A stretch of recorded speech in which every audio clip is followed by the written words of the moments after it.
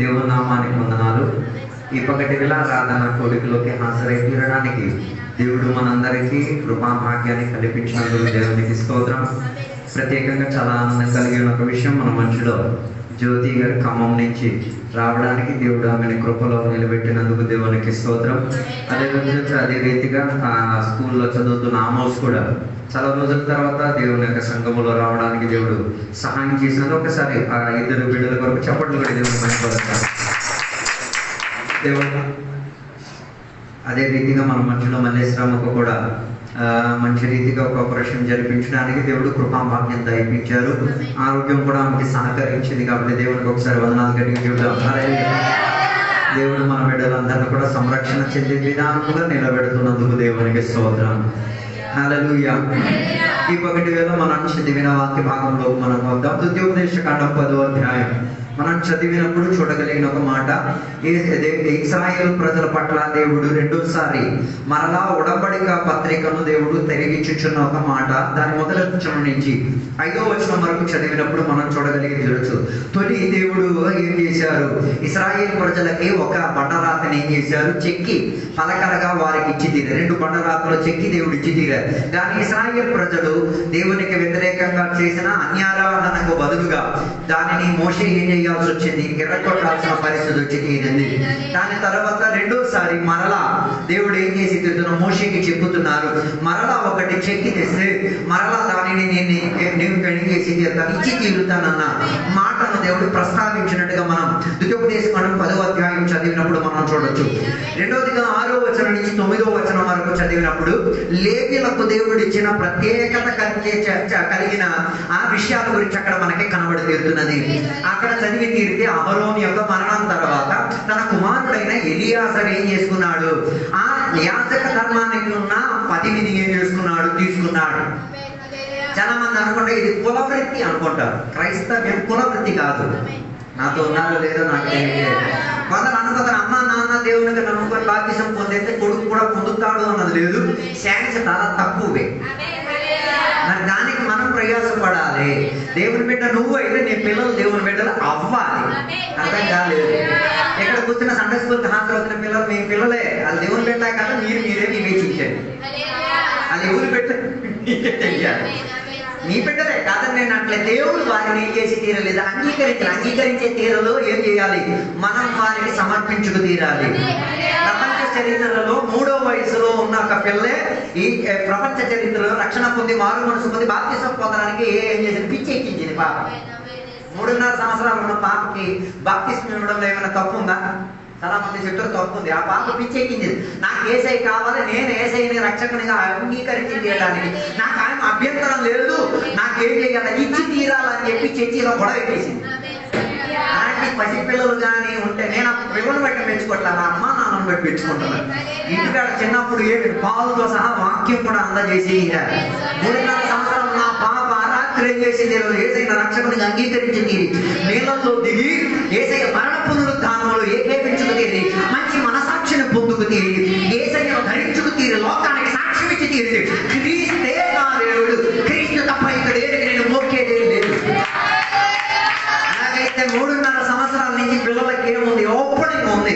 రక్షకునిగా అంగీకరించాలా లేదా నీ ఇష్టం, నీ కష్టం. అందుకే ఒక విషయం మీరు మర్చిపోకూడదు, ఇది కులంతో కులం వచ్చే వృత్తి కాదు, కుటుంబంతో వచ్చే వృత్తి కాదు. నీకు అవకాశం ఉంటే పిల్లలు ఏం చేస్తూ తీరాలి, వాక్యోపదేశం ఇచ్చి నేర్పించుకు తీరాలి. నాన్న పాస్టర్ అయితే కొడుకు పాస్టర్ అయిపోతాడు అన్నది లేదు. నాన్న విశ్వాస అయిపోతే కొడుకు కూడా విశ్వాసి, కూతురు విశ్వాస అయిపోతా అన్నది లేదు. నాన్న సంఘ పెద్ద అయిపోతే కూతురు కూడా సంఘ పెద్ద, అంత ఛాన్స్ లేదు. అలాంటి ఒక టెక్నాలజీ బైబిల్లో లేదు. నువ్వేం చేయొచ్చు, దానికి బోధించి తెచ్చుకోవచ్చు. అది కూడా కృప చేత. అయితే 6వ వచనం నుంచి 9వ వచనం వరకు చెబితే అహరోను యొక్క కుమారుని కులవృత్తి ప్రకారంగా తీసుకోవడం కాదు, దేవుడు తనని ప్రత్యేకంగా అంగీకరించాడు కాబట్టి ఆయనని దేవుడు ఏం చేస్తున్నాడు, తన పరిచర్య నిమిషం చేర్చుకున్నాడు. పరిచర్య అని చెప్తే ఆశా మాసా తమాసా కాదు. ఎక్కడికి వచ్చి వాక్యం చెప్పడం పరిచర్య కదా. ఎక్కడికి వచ్చి తూము చీపుడు చూడడం, ఎవరు లేనప్పుడు ప్యామ క్లీన్ చేయడం, అది కూడా పరిచర్యే. అదృశ్యమైన పరిచర్య చేయడానికి ఈ కాలం ఉన్న సంఘ బిడ్డలకు అక్కడ పాంప్లెట్లు, ఫ్రెండ్సీలు, పాస్టర్లు రావాల్సిన పరిచయం అందరికీ చేస్తాం. అర్థం కాలేదు. అందుకే ఈ కాలంలో అయ్యగారు నేను ఎప్పుడప్పుడు చెప్తున్నాను, బాప్తిస్మం ఇవ్వడానికి ఆశపడిన బిడ్డలకు ఫస్ట్ బాత్రూమ్ తగ్గించాడు. అర్థం కాలేదు. ఒక 7 వారాలు ఏం చేయాలి? మాస్టర్ గారి ఇంటి బాత్రూమ్, చర్చి బాత్రూమ్ ఉంటే చర్చి బాత్రూమ్ అన్ని కడిగించండి. ఈ అసలు మారడా లేదా అన్నది బయటికి కరెక్ట్ గా కానీ మారలేకపోతే ఇవ్వద్దు. ఎందుకు మారని మనిషికి ఇచ్చేసి ఏ పని ఫలితం ఏం లేదు. అందుకే చాలా మందికి సర్వీస్ ఏం లేదు, సేవా పరిచర్యల సర్వీస్ తెలియదు.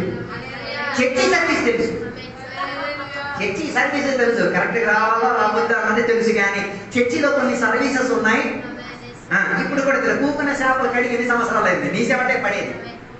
నువ్వే కడిగి కడుక్కుంటున్నా అల్లె శుద్ధి మేమే చెప్తున్నా. పేరు రావట్లేదా? అర్థం కాలేదే. అందుకే నేను అప్పుడప్పుడు ఇలాంటి సాక్సులు వచ్చేది మీకు కనబడటానికి. ఏంటిది? మీరు కూకున్నది మురికి కాడ అన్నది కనబడటానికి నేను అప్పుడప్పుడు తెల్ల సాక్స్ వేసుకొని వచ్చేది. ఎందుకో తెలుసా? మీకు కనీసం అర్థం అవుతుంది. సర్వీస్ ఎక్కడ సర్వీస్? దేవుని మందిరంలో సర్వీస్ ఉండి తీరాలని. 3వదిగా 10వ వచనం నుంచి 15వ వచనం వరకు చదివేటప్పుడు దేవుడు ఎవరి పట్ల? వేదల పట్ల, పరజనుల పట్ల, అన్యుల పట్ల, దేవునితో సాంగత్యం లేని ప్రజల పట్ల దేవునికి ఏముంది? మర్సీ ఉంది, దయ ఉంది.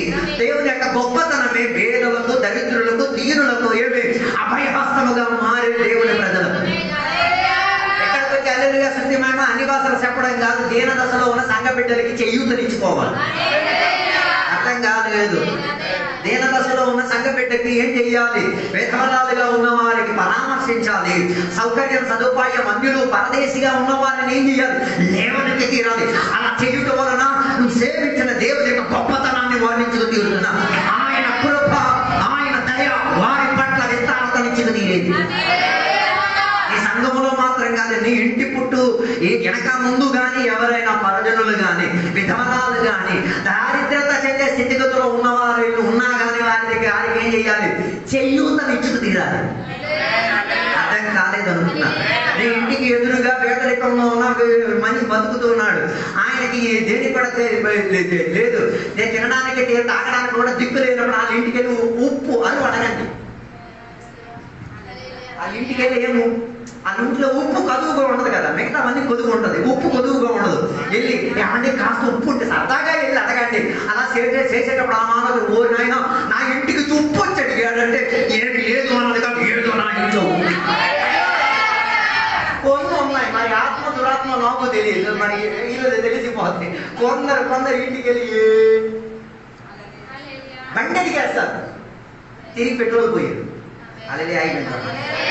నువ్వు అక్కడికి బండి అడిగితే దాని అర్థం ఫుల్ ట్యాంక్ ఇచ్చి ఇవ్వాలి. ఫుల్ ట్యాంక్ చేత కాకపోతే వాడికి చెప్పాలి, సార్ తమ్ముడు నా దగ్గర 100 ఉంది, 100కి వేసానని చెప్పాలి. నువ్వు వాడేసిన తర్వాత కాదు, వాడికి అన్నీ అయిపోయిన తర్వాత ఆయనకి ఏం చేయాలి? అప్ప చెప్పేటప్పుడు పోసి హల్లెలూయా. ఒక విశ్వాసి ఇంకొక విశ్వాసికి ఇల్లు ఇచ్చారు. మా ఇంటికి చుట్టాలు వచ్చారు, వస్తారు, ఇల్లు ఇచ్చేసారు. ఇల్లు ఇచ్చిన తర్వాత ఇల్లు మొత్తం ఏమైపోయింది? ఊళ్ళో రచ్చ అయిపోయింది. ఓహో సామాన్లన్నీ ఎటు పడేశారు. మరి ఆయన నిర్ణయించాడు, ఇంకా నేను నీకేం చేయను. నో, మనం వారికి ఏదైనా తీసుకుంటే వారి పట్ల ఏం చేయాలి? దానికి తగ్గట్టుకున్న చేసి తీరాలి. దాని అలా చేయుట వలన దేవుడు గొప్పవాడన్నది, దేవుడి యొక్క జాలి, దయ, కృప నీలో నుంచి విస్తరించుచున్నదన్నది సాక్ష్యమై తీరేది. హల్లెలూయా. దాని తర్వాత 16వ వచనం నుంచి 22వ వచనం వరకు మనం చదవగలిగితే ఇశ్రాయేల్ ప్రజలకు దేవుడు విధాయికిచ్చి దేవుని వాక్యోపదేశం చెప్పి తీరుతున్నారు. నీ క్యారెక్టర్ లో దేవుని యొక్క వాక్యం ప్రతిబింబించి తీరాలి. హలో, ఆరోగ్యం పోతే తెచ్చుకోవచ్చు, ఏం చేసి కండల మీద గుడ్లు తినో ఏవేవో తిని తెచ్చుకోవచ్చు. కానీ క్యారెక్టర్ పోయింది అనుకో, అర్థం కాలేదు అనుకుంటాను. So don't lose your character. నీ క్యారెక్టర్ని ఏం చేయొద్దు, నయా పైసా టికానా లేనట్టుగా చేయకూడదు. Character is valuable. ఒకడికి ఒక మాట ఇచ్చావా, క్యారెక్టర్ రుజువు చేయి. వస్తానంటే వస్తా, వర్షం కాదు కానీ, వాన కాదు కానీ, విడుగు కాదు కానీ, ఏడు కాదు కానీ, దెయ్యాలున్నా నేను వస్తా. నా క్యారెక్టర్ అది. అర్థం కాలేదు అనుకున్నాను. హలో, నీకోసం ప్రాణం పెడతానంటే ఆ సిచ్యువేషన్ అక్కడ ఉంది, ప్రాణం పెట్టా. క్యారెక్టర్ రివీల్ అవుతుంది. ఏ సైతున్న ప్రత్యేకత అదే కదా. నీవు వేదన పడిన చెందిన సందర్భములో ఆయన అదృశ్య వ్యక్తిగా వచ్చి నీకు చెయ్యనిచ్చి బలపరిచి శక్తినిచ్చిన దేవుడు కాబట్టి మా ఆయన క్యారెక్టర్ లో సిద్ధుడు. ఏ రీతి కలిగిన కలంకం ఆయనలో లేదు, ఏ రీతి కలిగిన అబద్ధం ఆయనలో లేదు. ఆయన మాట ఇస్తే మాట తప్పేవాడు కాదు. కదా బైబిల్ చెప్తున్నా, ఆయన ఒక మాట ఇస్తే మనం Christian, you lost your character with being baptised. నీళ్ళలో మునిగి బాప్తిజం పొంది క్యారెక్టర్ పోగొట్టేశావు. ఆత్మశక్తిలో నిండి అన్ని భాషలు మాట్లాడి క్యారెక్టర్ పోగొట్టావు. ఈ పగటి క్యారెక్టర్ తిరిగి తెచ్చుకు తీరడానికి దేవుడు మనకిచ్చిన ప్రతి ఆజ్ఞను మరలా తిరిగి మనలో స్థాపింపగలిగి తీరాలి. So regain your character. పోగొట్టిన దానిని ఏం చేసుకు తీరాలి. దానికి మంచి ఉపమానం యోహాను సువార్త 15వ అధ్యాయం. తప్పిపోయిన కుమారుడుకున్న సాక్ష్య తరగతి. ఇంటికి తిరిగి వచ్చేటప్పుడు నాన్న చేసింది ఏంటో కదా, మురికి బట్టలతో ఉన్నోడిని కౌగిలించేసుకొని చెయ్య పట్టుకొని ఇంటి గడప వరకు తీసుకొచ్చి మీరు వాళ్ళు విప్పేసి ఏం చేసేది, ముందు వస్త్రాన్ని ఖరీదించుకుని హలో నీ బట్టలు నీ క్యారెక్టర్ని చూపించి తింటుంది. అర్థం కాలేదనుకుంటా. Your cloth reveal your character. నీ బట్టలు లోకానికి మీ నాన్న ఎవరో చూపిస్తారు. నీ ఎయిర్ క్రాఫ్ట్ మీ నాన్న ఎవరో చూపిస్తారు. పిల్లలు ఉన్న అమ్మ నాన్నకని చెప్పి పిల్లలు లేరు హ్యాపీగా ఆనందించి మీ పిల్లలు వచ్చినట్టు నేర్చుకోండి.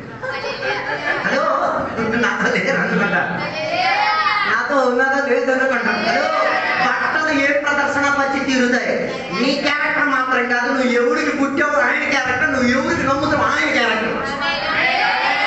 అర్థం కాదు. అందుకే దేవుని మీద అచ్చా మచ్చా పిచ్చి పిచ్చి ఏం చేయలేదు. కారణం ఏంటో మా నాయన క్యారెక్టర్ నేను పోగట్లేదు, పైన ఉన్న దేవుని క్యారెక్టర్ నేను పోగట్లేదు. క్యారెక్టర్ పోగొట్టు నేను క్యారెక్టర్ లెస్ ఫెలో అయిపోతాను.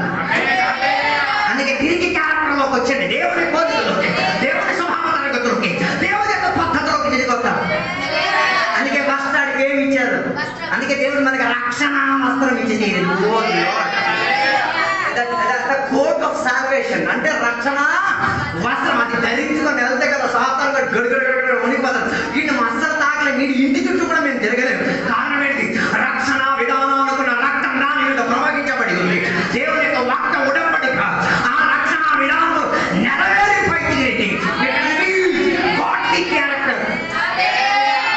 హల్లెలూయా. రెండోదిగా ఆయనకి కాళ్ళకి ఏమి ఇచ్చారు? షూస్, చెప్పులు. కొందరికి అందుకే కదా కాళ్ళతో మనం నడిచి తొలి ఏం చేసేవారు, ముసలమ్మ ముచ్చట్ల మాటలు చెప్పేసి ఆ ఇల్లు ఈ ఇల్లుకి తగలెట్టేసేవారు. ఆ కుటుంబానికి ఈ కుటుంబానికి నాశనం. ఇప్పుడు స్వార్థ అందించి తీరెత్తదిగా నా దేవుని యొక్క బిడ్డల యొక్క పానం మనోభర్త చెందే విధానంగా మారి తీరింది. దాని యొక్క నీ కాళ్ళకి ఏమొచ్చి తీరింది? సువార్తను అందించుకోగలిగి తీరినట్టుగా. ఏ దురాత్మ ప్రెందినా అడుగు పెట్టిన దురాత్మ ఉన్న కేంద్రానికి వెళ్ళిన సువార్త ఉన్న కాలు ఉండి తీరితే అడుగు పెడితే చాలా దురాత్మల కింద పడి తీరుతాయి. అర్థం కాదు. అందుకే కదా ఏసై ఇతర దేశానికి వెళ్ళి అడుగు పెట్టక సమాధిలో నుంచి దురాత్మ పట్టిన వాడు లెగిచాడు. నువ్వు లెగొచ్చు కానీ నువ్వు ఆగిపోయి తీరడానికి, ఆగిపోయి తీరడానికి, నీ ప్రవాహం వదులుకుపోయి తీరడానికి సువార్త ఏసయ్యగా నీ దగ్గరికి వచ్చింది. మూడోది ఆయనకి ఏమి వినిపించారు? ఇది వినేటప్పుడు దేవుని బిడ్డకి హ్యాపీ అయిపోయా బంగారం వేయొచ్చు. అదో ఏం వేయొచ్చు? బైబిల్ చెప్తుంది ఉంగరం వేయొచ్చు. మామూలు గీతలు వేస్తే కదా తప్పు, ఉంగరం కూడా వేయలేము. అక్కడ ఉంగరం అని చెప్తే ఇప్పుడు మనకి క్రెడిట్ కార్డు చూస్తాం. అప్పుడు క్రెడిట్ కార్డు కాదు. అప్పుడు ఎలాగో తెలుసా, ఇంటికి ఒక గుర్తు ఉంటుంది. ప్రతి ఇంటికి ఆ గుర్తు ఆ ఉంగరం మీద ఉంటుంది. అది తీసుకెళ్ళి ఏ కిరాణా సామాన్కి వెళ్ళి సామాన్ కొనుక్కి అక్కడ ముద్ర రాసేసామనుకో నాన్న కట్టుకుంటాడు. అర్థం కాలేదు. అర్థం కాదు. నువ్వు పాపం చేస్తే ఏసై కట్టుకుంటున్నాడు. నువ్వు మొదటి కాడికి ఫుల్గా తాగేసి ఇక చూడు కూడా ఫుల్గా తాగేసావు. దానికి బిల్లు ఎవరు కొడుతున్నాడు? ఎప్పుడు కడతారు? నువ్వు ఒప్పుకుంటే. మామూలు ఎందుకు తాగేసి ఒప్పుకోకపోయినా ఆయనతో సీన్ లేదు. అర్థం కాలేదు అనుకుంటా. నువ్వు అన్యాయం చేశావు, అతిక్రమాలు చేశావు. ఆయన ఏం చేయడానికి రెడీగా ఉన్నాడు. తిరిగి కట్టడు. ఎప్పుడు నీ పాప విషయంలో నువ్వు పక్షాలతో పడితే, నువ్వు ఒప్పుకుంటే. ఈ పగటి కదా ఒప్పలేనివి ఎక్కడెక్కడో ఉన్నాయి కదా. పరిశుద్ధాత్మ దేవుడిగా జ్ఞాపకం చేసి కదా ఒప్పుకోండి. దాంట్లో నుంచి ఏం పొంది తీరాలి? విడుదల పొంది తీరాలి. దేవుని ముద్ర అక్కడ పడి తీరి, ఇది ముద్రింపబడిన సంపాదన, ఇది నాకున్న సంపాదన. నేను రక్తం పెట్టుకో నాతో కలిసి. అందుకే తన మొదటి వచనం చదివేటప్పుడు అక్కడ చెప్పిన మాట మీరు వినండి.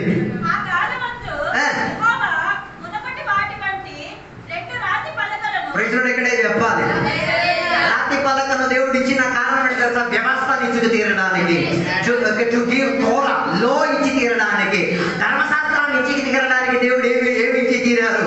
ఒక రాతి పలకను ఇచ్చి తీరారు. ప్రైజ్లో ఇక్కడే చెప్పాలి.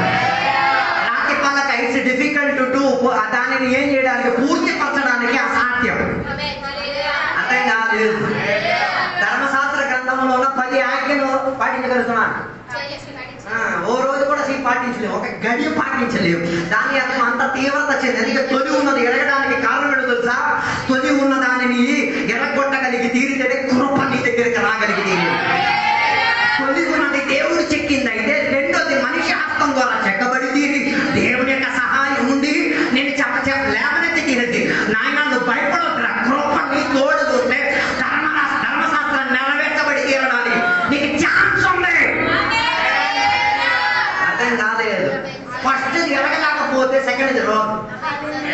అర్థం కాలేదు. సెకండ్ని ఇచ్చిక తీరడానికి దేవుడు ఎవరిని ఉపయోగించారు? మోషేని ఉపయోగించారు. మోషే కూడా దాన్ని నెరవేర్చలేదు. మోషే తర్వాత ఒకడు వస్తున్నాడు, ఆయన పేరు ఇమ్మానుయేల్, ఆయన పేరు యేసు, ఆయన పేరు రక్షకుడు. ఆయన ధర్మశాస్త్ర విధులన్నింటినీ కూడా ఏం చేశాడు? ఏం చేశాడు? పూర్తి పద్ధతి ఒక్కడు వదలాలి. అర్థం కాలేదు అనుకుంటా. హల్లెలూయా. అలా చేయడం వలన ఏమై తీరిందో తెలుసా? ఆ బండరాతి, రెండో బండరాతి ఏమై తీరింది? ఉడంబడికగా మారి తీరింది. ఏంటో తెలుసా? నిశ్చలమైనది, పూర్తి పరచగలిగి తీరింది, నిత్యముల వరకు నెరవేర్చగలిగి తీరేంతటిగా ఉన్న సంబంధ సాక్ష్యం అని ఉపయోగించేటట్టుగా ఉన్న రాయ పలకది.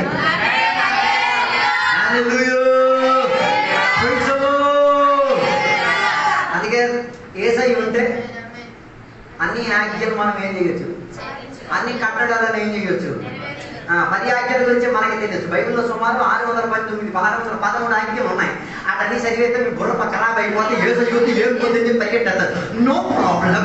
613 + 10 వీటిని కలిపి ఎవరు నెరవేర్చి తీరారు?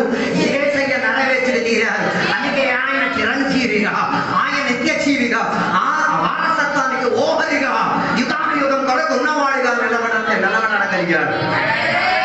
రెండోదిగా రాయ దేనికి సాదృశ్యం తెలుసా? ఉడంబడికకు సాదృశ్యం. అర్థం కాలేదు అనుకున్నా. ఏం చేయడానికి? ఉడంబడిక. అందుకే వివాహ కార్యక్రమంలో భోజనం తిన్నామన్న విషయం కాదు, కుర్రోడు కొడుకు ఆ అమ్మాయి ఎవరో చూడటానికి విషయం కాదు. ఉడంబడిక మాట పలికేలా లేదా అన్నది మ్యాటర్. అర్థం కాలేదు. అదే ఉడంబడికకు చెప్పే ముందు కూకున్న విధానం కూడా చూసుకోవాలి.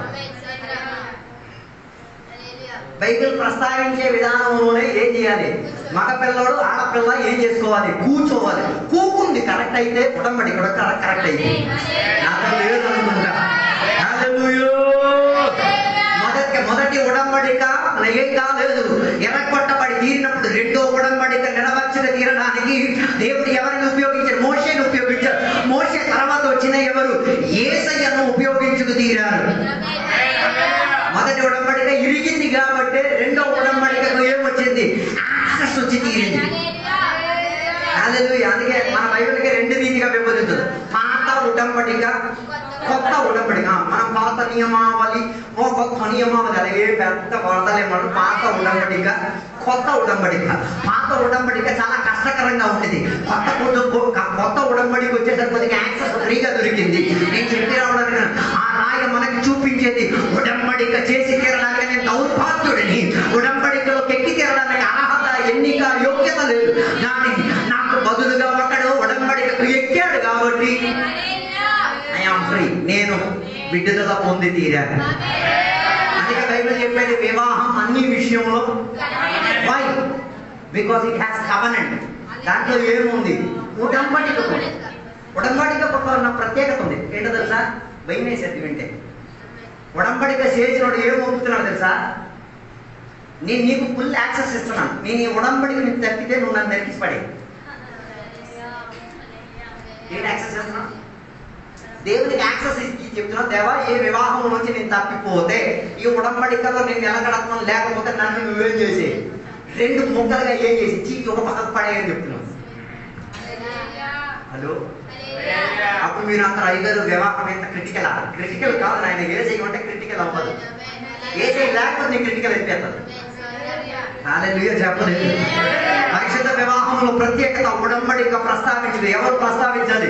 పెళ్లి చేసుకోవడానికి ఉన్న కుమారుడు, పెళ్లి చేసుకోవడానికి ఉన్న కుమార్తె ఎవరి సమక్షతల? దేవదూతల సమక్షతల, సంఘం యొక్క సమక్షతల. ఇద్దరు సాక్షులు, 2 witnesses. ఎవరు? అందుకే నేర్చిపోయిన పిల్లలు వర్కౌట్ అవ్వదు బైబిల్లో. అర్థం కాలేదు. సారీ, ఆ పదం ఉపయోగించిన దాంట్లో ఎవరికైనా బాధ కలిగినా నన్ను క్షమించండి. క్షమాపణ అడిగి వేదిక చెప్తాను. నో, అది యాక్సెస్ కాదు. దానికి ఎవరు సమ్మతం కావాలి? సంఘ బిడ్డలు సమ్మతం కావాలి. అందుకే వివాహాలు జరిగినప్పుడు, వివాహం పరిశుద్ధ వివాహం జరిగినప్పుడు ఏ చర్చిలో ఆడపిల్ల ఉందో, ఏ చర్చిలో మగపిల్లలు ఉన్నా 3 వారాలు ఏం చేస్తారు? చదువుతారు. ఏం చదువుతారు? ఈ ఫలానా కుమారుడు కుమార్తె ఉడంబడికలోకి వెళ్తున్నారు. ఎవరికైనా అభ్యంతరం ఉందా?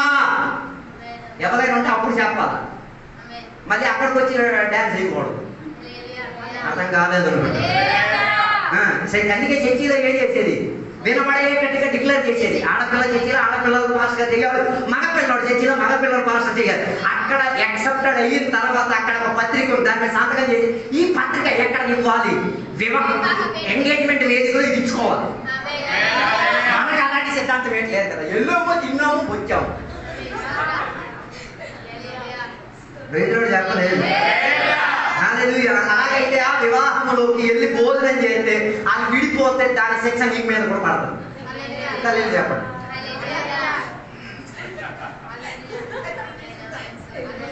బిర్యానీ తినలేదు అయ్యారు, నేను కేవలం చికెన్ ముక్క మాత్రం తిన్నాను. దానికి కూడా వస్తుంది.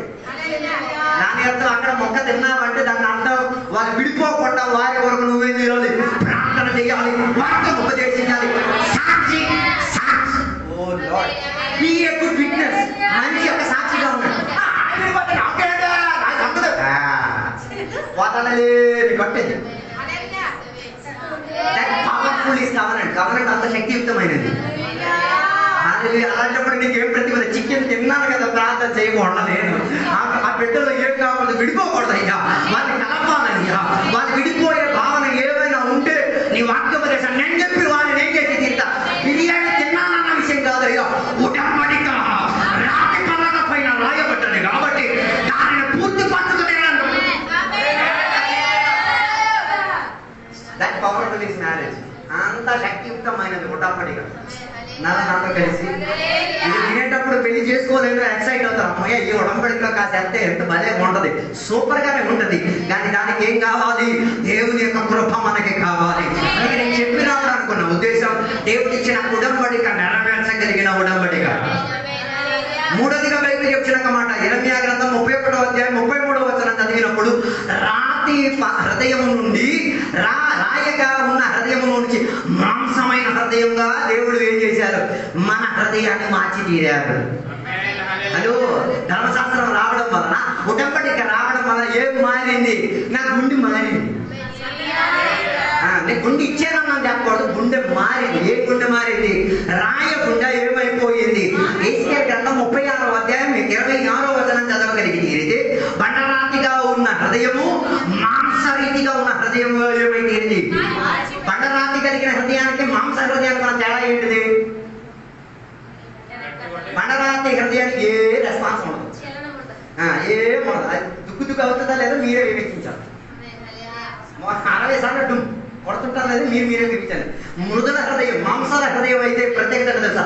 రక్తం ప్రవహిస్తుంది, తాకితే వేదన వస్తుంది, నొప్పి వస్తుంది.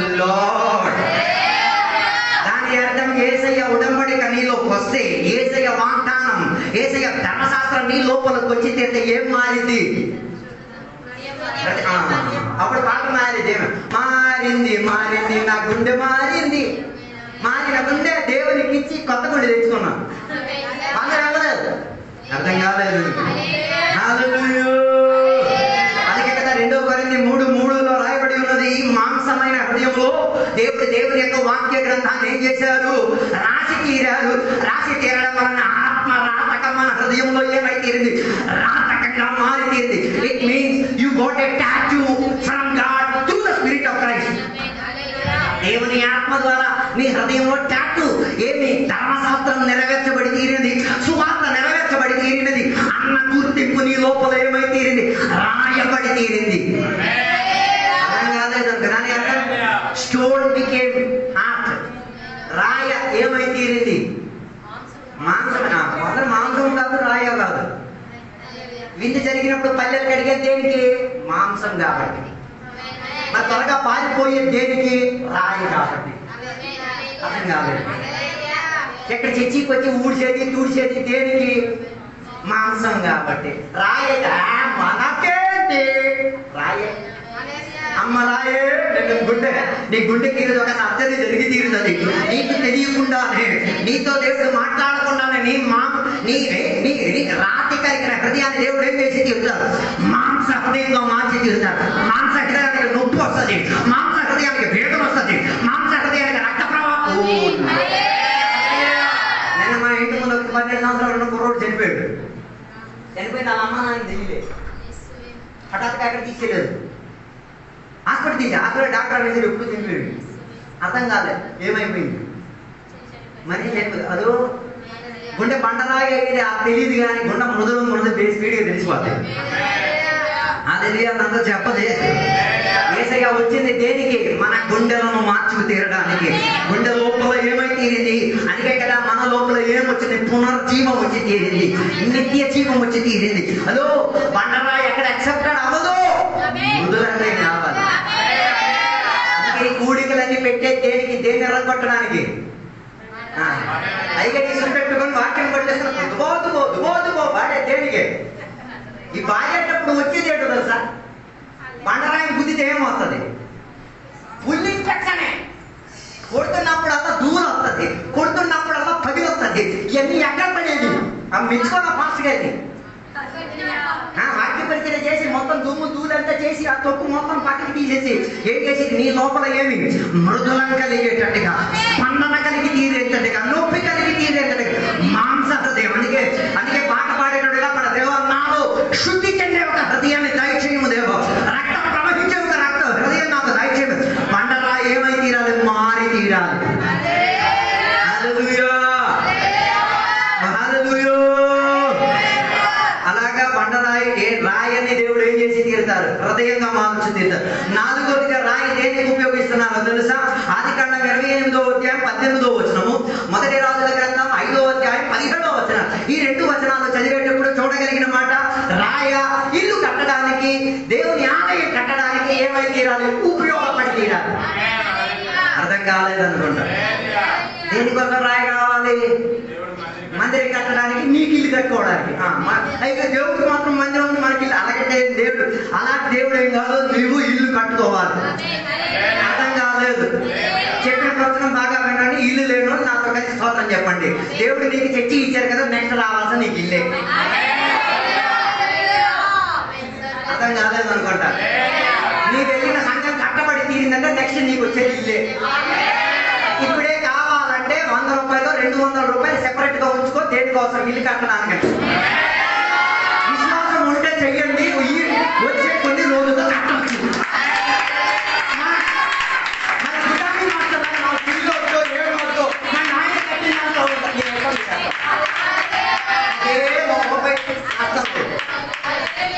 హలో, నాతో లేదనుకుంటారు.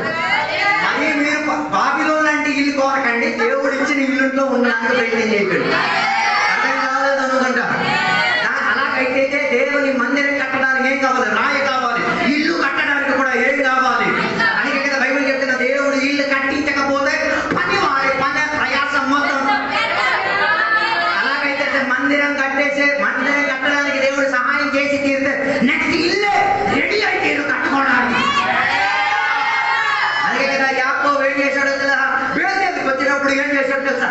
ఒక నిబంధన చేశాడు, కట్టేస్తాను. కట్టలేదు. ఆలో చెప్పింది ఇప్పటికీ కట్టలేదు. అలాంటి కాటా మాటలు గట్ట చెప్పకండి. దేవుడు కట్టాలని చెప్తే కట్టేశారండి. నాతో లేదు అనుకుంటా.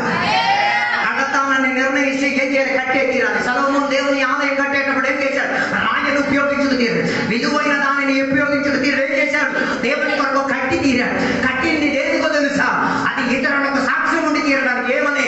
ఇక్కడ కొందరు ఆత్మీకులు ఉన్నారు, ఇక్కడ కొందరు ఆత్మీకులు ఇది కట్టింది, ఇక్కడ కొందరు ఆత్మీకులు జీవం కలిగిన దేవుని సాక్ష్యపరిచి తీరేటట్టుగా చరిత్ర గ్రంథాల్లో ఎక్కి సాక్ష్యోపకరణాలే. మందిరం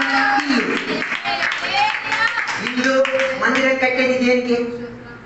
నువ్వు సత్తావుగా, నువ్వు మట్టిలో పాతి పెట్టి పడతావు. నీ తర్వాత ఉన్న జనరేషన్ ఏం చేస్తారు? నువ్వు సేవించిన దేవుని గుర్తించి తినడానికి. హల్లెలూయా, హల్లెలూయా. ఆ రోజుగా బైబిల్ చెప్పిన మాట, ఆ రోజుగా బైబిల్ చెప్పిన మాట, బండరాతి ద్వారా తీర్పు విధించబడింది. లేవియకాండం 20:2 చదవగలిగి తీరంలో మనం చూడవచ్చు. ఇశ్రాయేలీయులు ఎవరైనా దేవుని యొక్క వాక్య వ్యతిరేకతలో వెళ్తే దేని ద్వారా కొట్టి చంపియాలా? రాళ్ళతో కొట్టి చంపియాలా? లేవియకాండం 20:2. దానికి ఇంకొక ఉదాహరణ ఉంది. మొదటి సమూయేలు గ్రంథం 17:49. ఎవరు? పసిబాలుడు ఒకడు గొలియాతుని దేంతో చంపాడు? ఒడిసితో కాదు, రాళ్ళతో. ఒడిసి పట్టుకున్నాడు, రాళ్ళ వెళ్ళింది. ఒడిసి ఇవతలే ఉంది, రాళ్ళు అట్టింది. మనం అందరం ఒడిసి పెట్టేస్తున్నారు. బాబు వెళ్ళింది రాయి, నాయన వెళ్ళి రాయి ఎక్కడికి వెళ్ళాడని తగిలింది, కరెక్ట్ స్పాట్ లో తగిలింది. ప్రజలు ఇక్కడే చెప్పాలి. అలాగే ఇశ్రాయేలీయులకు తీర్పు తీర్చి తీరడానికి, శిక్షణ ఇచ్చి తీరడానికి దేవుడు దేనిని వాడారు? రాయని వాడి తీరారు. అర్థం కాలేదు? అర్థం ఉన్నారా లేదా? ధర్మశాస్త్రం పాటించలో రాళ్ళు నీ మీద పడతాయి. పడకుండా ఉండి తీయడానికి ఏం చేయాలి? ధర్మశాస్త్రం నెరవేర్పులోకి వచ్చి తీరాలి. గొలియాతును మాత్రం కాదు, తనకున్న 5 సహోదరులు కూడా చంపి తీరేతలకి ఈ రాళ్ళు ఏం చేసుకున్నాడు? ఏరుకు తీరాడు. ఎంతమంది సహోదరులు? నీ శత్రువు ఎవడో బాగా తెలిసిన తర్వాత ఆటకు దిగు. యుద్ధానికి వెళ్ళేటప్పుడు శత్రువు ఎవడో తెలియలేకపోతే ఇంకా టామే. నీ బట్టలు సిరిగి నువ్వే పిచ్చోళ్ళ తిరుగుతుంటావు. దానికి ముందు ఏం చేయాలి? యుద్ధానికి వెళ్ళే ముందు శత్రువు ఎవడో ఏం చేయాలి? తెలుసుకు తీరాలి. అందుకే ఇశ్రాయేలు ప్రజలకు రాయి ఉపయోగించే దేనికి? తీర్పు ప్రస్తావించుకు తీరడానికి. దేవుడు తీర్పు తీర్చిన దానిని గుర్తింపుగా ఉంటది. అందుకే లోతు భార్య బొమ్మ ఇప్పుడు కూడా రెడీగా ఉంది. వెళ్ళి చూడండి, మీరు అలా కాకండి. చూపేమో వెనక్కి, పరుగేమో ముందుకి. భలే కొంటది కదా బొమ్మ. ఎన్టీఆర్ అయితే ఎలా కొంటది, చంద్రబాబు నాయుడు ఎలా కొంటది, మా లోతమ్మది ఎలా కొంటదో మీరే చూసుకోండి. ఈ సంఘంలో కూడా అలాంటి లోతమ్మలు కాకూడదు. నీకు మీద ఏమి రాకూడదు, శిక్ష పెట్టి రాకూడదు, తీర్పు రాకూడదు. ఏ రాయకూడదు. అందుకే దానియేలు గ్రంథం అదృశ్య రీతిగా ఉన్న ఒక రాయ వచ్చి పెద్ద ఒక బింబాన్ని ఏం చేసింది? తుమ్ముని యొక్క పడేసేసింది. తుమ్ములు లేకుండా పోయి ఈ రాయ నేను ఏం చేయొచ్చు? పొడి పొడి ఏం చేయొచ్చు? నాకు అందుకే పడనివ్వకండి. ఏం పడనివ్వకూడదు. ఆ ఉగ్రత రాయి మన మీదకి ఏం చేయకూడదు, పడనించే అవకాశం ఇచ్చుకోకూడదు. దయచేసి నీ సంఘానికి, సేవకుడికి, ఆత్మగోళానికి, ఆత్మీయ సమాజానికి గొలియాతు అవ్వద్దు. కావాలంటే నీ కోరు 100 సార్లు కొడుతా. అర్థం కాలేదు అనుకుంటా. సబ్బు రాసి కొడుకుతా. మీరు ఏ సామగ్రి తెచ్చివ్వండి కడిగిస్తా, కానీ గొలియాతు అవ్వద్దు. గొలియాతు అయి తీరితే ఏం కాలేవు, తట్టుకోలేవు తీరలు. తీర్పు నీ మీదకి రాగలిగి తీరుతాయి. అందుకే యేసుక్రీస్తు వారి గురించి మొదటి పేతురు 2:4-6 వరకు చెప్పబడినాడు. ఆయన సజీవమైన రాయిగా మారి తీరాడు.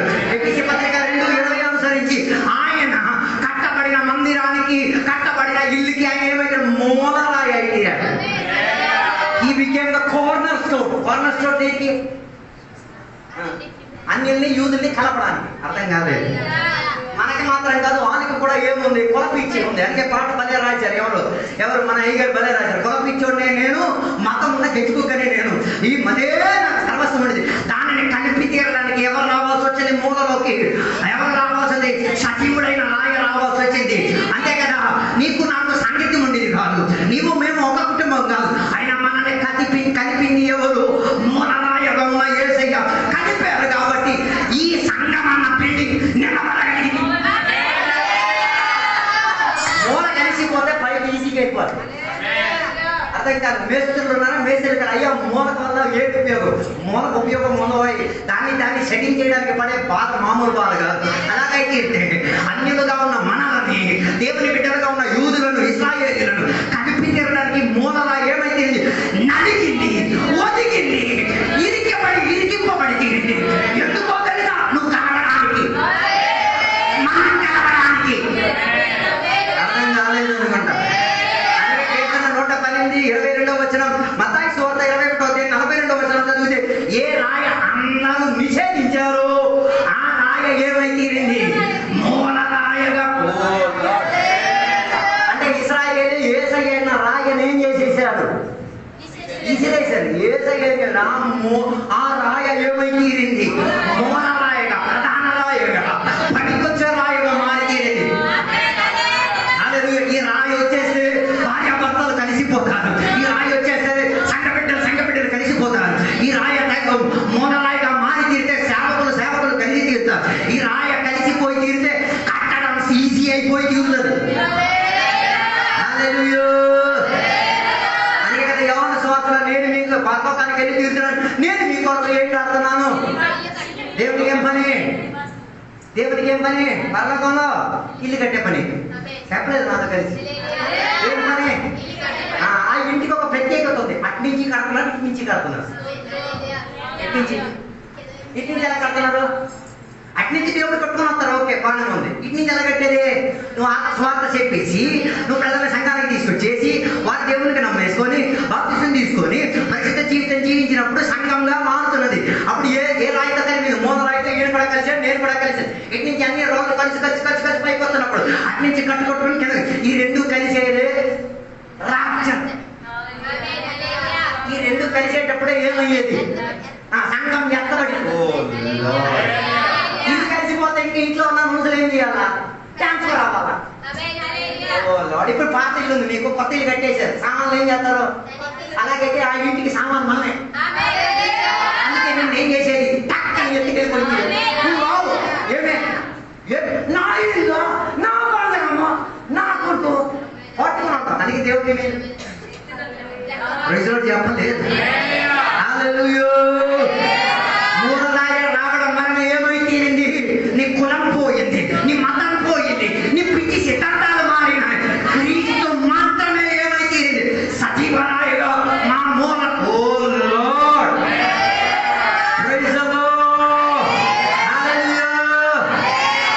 అందుకే విశ్వాసులు కలపడానికి ఆయన మంచి ఇరికింపబడ్డాడు. కలవాలి ఆయన. ఎన్ని గొడవలు ఉన్నా కలవాలి. కొందరు బల్లాదాలను చూసినప్పుడే కొలుస్తారు. ఆలో తీసుకోకుండా సాయంత్రం ఎందుకమ్మా అంత లేట్ కొత్త కలిసిపోతారు. కొట్టుకున్నారు, తీసుకున్నారు, బాగున్నారు, అయిపోయింది. ఇది సారి చెప్పేసి కదా. ఒక్క రోజా పువ్వుతో తెగిపోయే విషయం అది. అర్థం కాదు. ఒక్క చాక్లెట్తో కరిగిపోయే విషయం అది. ఒక్క బిర్యానీతో వదిలిపోయే విషయం అది. దానికి మూడో మొగుడు తీసుకొస్తారు. ఎవడు? భూములు ఆయన తీసుకొచ్చి ఎలా కాకుండా తీసుకొచ్చేస్తున్నారు. ఆయన తోలండి. నువ్వు ఇంటికాడ రావడానికి అనుమతి లేదు. నేను కొవ్విచ్చి బిర్యానీ ఇచ్చి నేను మళ్ళీ ఏం చేస్తా? కానీ బైక్లో ఫుల్ తిరుగుతా, చికెన్ ఫుల్ లాగి తింటా. అర్థం కాదు. ఏదైనా ప్రాబ్లం ఉంటే సాల్వ్ చేయండి. ఇది లోన్ చేసుకొని కుళ్ళి కూసి క్యాన్సర్ తెచ్చి నేను చేయలేమమ్మా, నువ్వు వదులుకోవాల్సిన వదులుకో. అర్థం కాలేదు అనుకుంటా. మూలరాయి మన కొరకు ఉన్నప్పుడు వదులుకోవాల్సిన దాన్ని ఏం చేయాలి? వీరితో పాటు వదిలి చేసుకొని యేసయ్యతో ఏకమతములోకి వచ్చి తీరాలి. హల్లెలూయా. ఇక రోమాపత్రిక 9వ అధ్యాయం 33వ వచనం చదివినప్పుడు కొందరు ఈ రాయిని ఏం చేశారు తెలుసా? అభ్యంతర రాయిగా, అడ్డుపరిచే రాయిగా మార్చారు. ఎలా? యేసయ్యను తృణీకరించి, యేసయ్య నాకొద్దు, సంఘం నాకొద్దు, వ్యాఖ్యన నాకొద్దు, కుటుంబం నాకొద్దు, ఐదుగురు నాకొద్దు అని చెప్పేసి నువ్వు ఏం చేసావు? ఒక రాయి స్థాపించావు. నీకు నాకు కట్టి పంది నై తూ మరొకరు కావునా మూతొడుగురు కైపోయినాయి. తూ మొత్త తెక్కినా మూతొత్త తెక్కిపోయినాయి. ఏం కలిపేశారు? రైతులో చెప్పలేదే. మన సంఘ విడిచిపెట్టి వెళ్ళిపోయి ఇప్పుడు కొడుతూ మొక్కలు దిగు డొంకలో నేను విశ్వాసం డొంకలోపలికి వెళ్ళిపోయి ఏం చేస్తున్నాడు. నేను అక్కడ నిలబడి కాసేపు ఆగుదాం అనుకున్నాను. మళ్ళీ అనుకుని ఆగితే ఊరో లేమంటారు. అలా లేకుండా కారణం ఏం పెట్టేసాడు? యేసయ్యని విసర్జించేస్తే, సంఘాన్ని విసర్జించేస్తే, ఆత్మీకులను వదిలేస్తే, రాయి పెట్టేస్తే తప్ప రాయి తప్ప ఇంకేం మిగలదు. నీ సమాధి దగ్గర కూడా అదే రాయి తీసుకొచ్చి పెట్టాల్సి వస్తుంది. అదో మంచి సమాధి దొరకాలంటే ఏం చెయ్యాలి తెలుసా? ఇలాంటి రాయి గారు పెట్టకండి. అర్థం కాలేదు. కొందరు సమాధి కార్యక్రమం కొందరు మైకి ఇస్తే ఈ దరిద్రం చచ్చింది మంచిదైంది అంటారు. అర్థం కాదు. కానీ కొందరు గురించి వీడు బతుకుంటే బాబు ఎన్ని బట్టలు నాకు దొరికాయి, వీడు బతుకుంటే ఎన్ని సంఘాలు కట్టును, వీడు బతుకుంటే ఎన్ని కుటుంబాలు నిలబెట్టు, వీడు బతుకుంటే ఎండలకు భోజనం పెట్టును, వీడు బతుకుంటే ఎండ ఇళ్ళకి ఏసీ వచ్చుడు, వీడు బతుకుంటే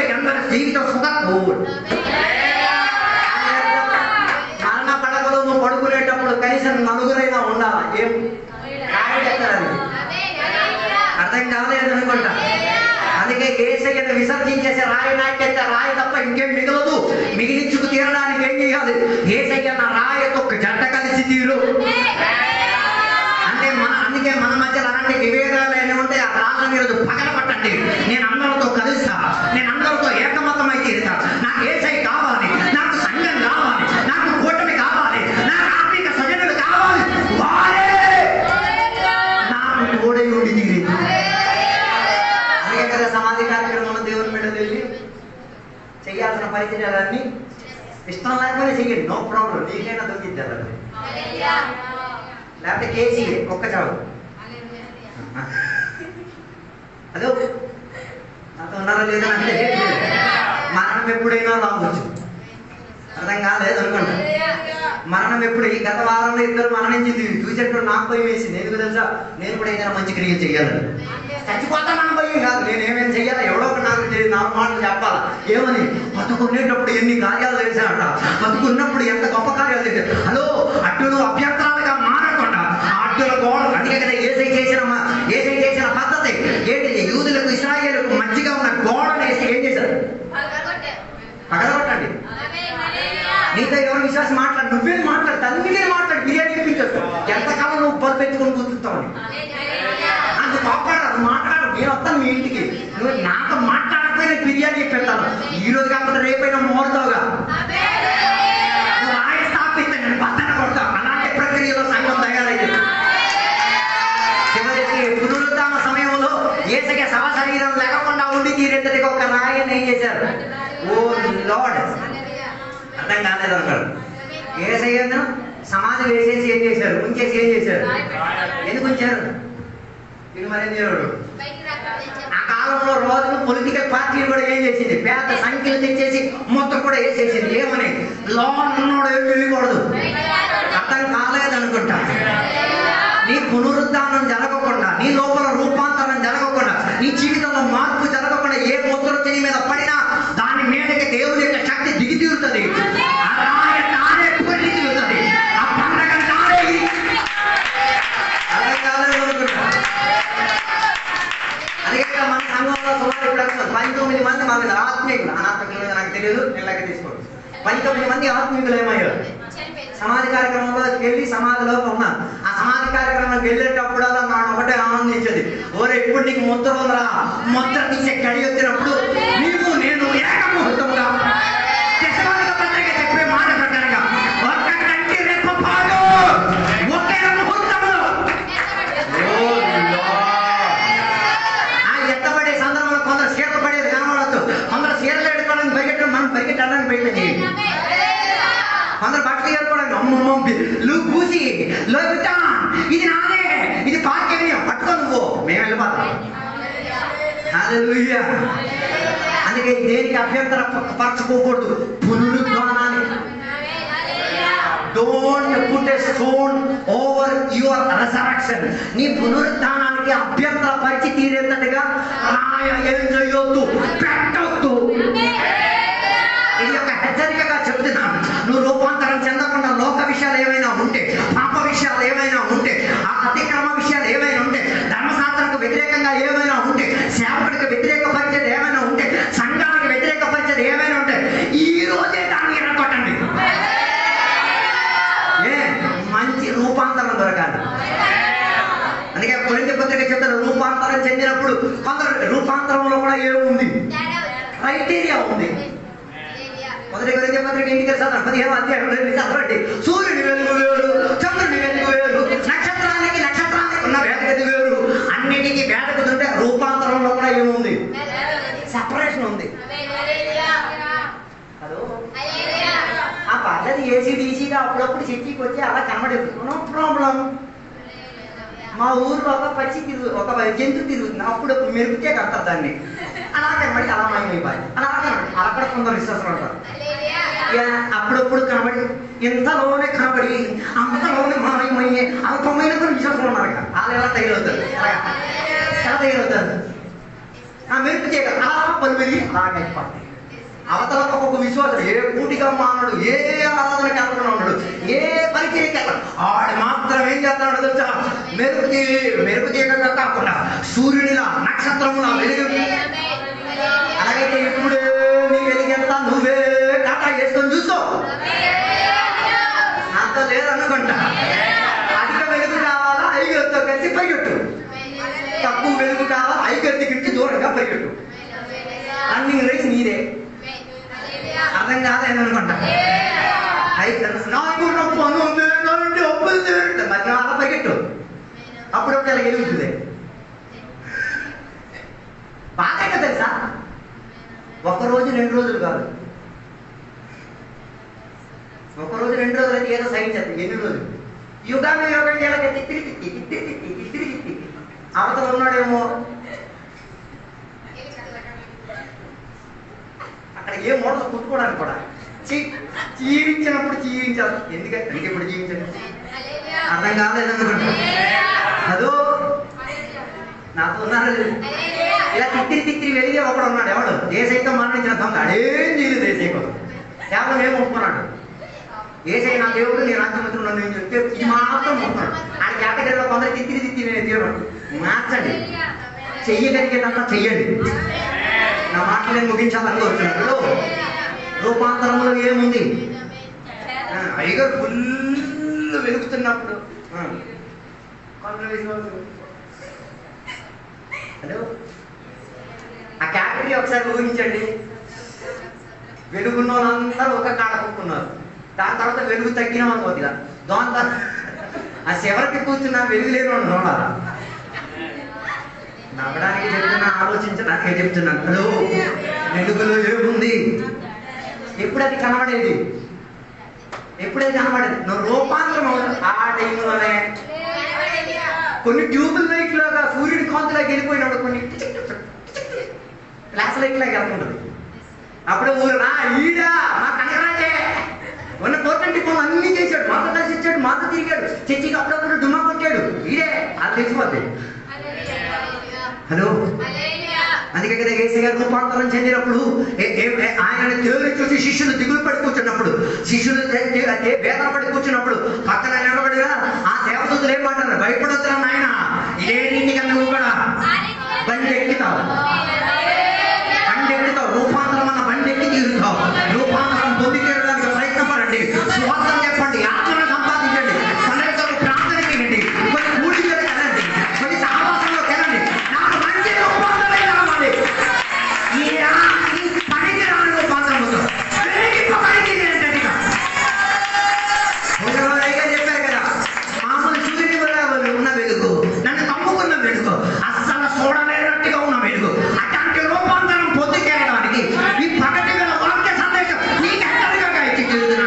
అయ్యో అనాలు పగలబెట్టు, మంచి రూపాంతరానికి తయారవు. ఈ వాక్యాల ఇప్పుడు చిన్నపిల్లలకి సాక్ష్యం చెప్పాలనుకుంటున్నాను. చిన్నపిల్లలు నిలబడతారు.